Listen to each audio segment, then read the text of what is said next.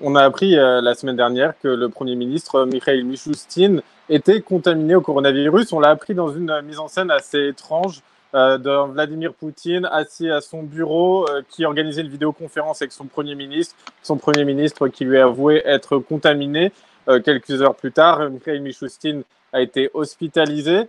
On a régulièrement des nouvelles du Premier ministre. Sa situation est pour l'instant stable et il n'y a pas de complications. En tout cas, à son cas, on a aussi appris ces derniers jours que le ministre des Infrastructures, il y a quelques minutes aussi, que la ministre de la Culture était contaminée au Covid. Et un petit mot aussi sur d'autres foyers qu'on a pu voir apparaître ces derniers jours dans des domaines assez stratégiques. Le milieu de l'espace, avec plus d'une centaine de contaminations au sein de l'agence spatiale russe Roscosmos. L'industrie pétrogazière aussi, avec un nombre assez important de champs de pétrole ou de gaz, que ce soit en Sibérie ou en Arctique, avec des employés qui sont touchés par ce virus, avec des employés qui sont confinés au sein de leur bâtiment. Et puis l'armée, avec quelques milliers de militaires russes qui sont confinés. Une grande partie d'entre eux ont été, alors de ceux qui ont été contaminés, une grande partie d'entre eux l'ont été pendant les répétitions du défilé militaire qui était prévu le 9 mai prochain. On y reviendra là aussi. Une hécatombe en tout cas, Paul, qui illustre l'accélération du virus en Russie, où désormais la propagation est bien plus rapide qu'en Europe.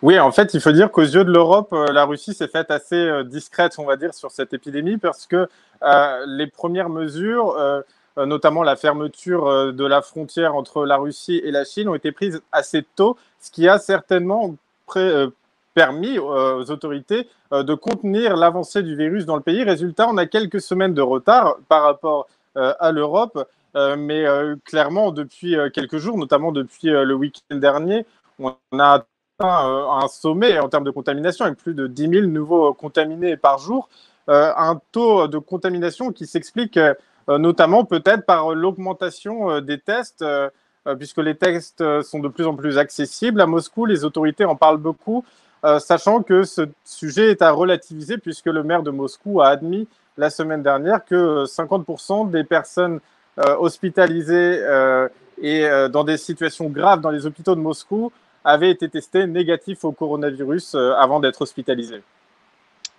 Près de 10 000 cas supplémentaires à mesurer chaque jour depuis ce week-end. Et en même temps, le nombre de morts lui reste très faible, moins de 1500 décès. C'est beaucoup moins que ce qu'on observe ailleurs en Europe.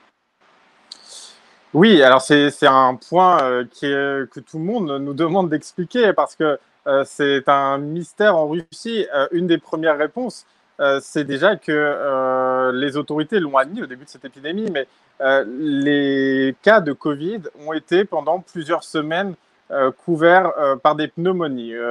Pour un cas de Covid détecté, les autorités, volontairement ou non, annoncer des cas de pneumonie, ce qui fait qu'il y a certainement des centaines, voire des milliers de cas qui ont été considérés comme des pneumonies, sachant que cette stratégie, puisque désormais on connaît un peu mieux le fonctionnement du virus, donc on peut mal imaginer que les autorités russes fassent encore, ne sachent pas encore faire la différence entre une pneumonie et les cas de Covid. Et donc cette stratégie a encore lieu. Beaucoup de médecins écrivent sur les réseaux sociaux la façon dont se passe leur quotidien, la façon dont ces cas sont parfois camouflés en pneumonie, avec un terme souvent utilisé par les autorités, des cas de pneumonie attrapés en groupe, ce qui ne veut pas dire grand-chose, mais c'est un terme qui est régulièrement utilisé pour expliquer ce faible taux de contamination en Russie, sachant que il y a aussi un autre indicateur auquel on a accès, c'est un site internet mis en ligne par des médecins qui, indépendamment des autorités, mettent en ligne les noms des médecins morts au travail ces dernières semaines à cause du Covid. Et ces nombres dépassent totalement les nombres qu'on peut voir dans chaque décès, dépassent totalement les nombres de décès qu'on peut voir dans chaque pays européen.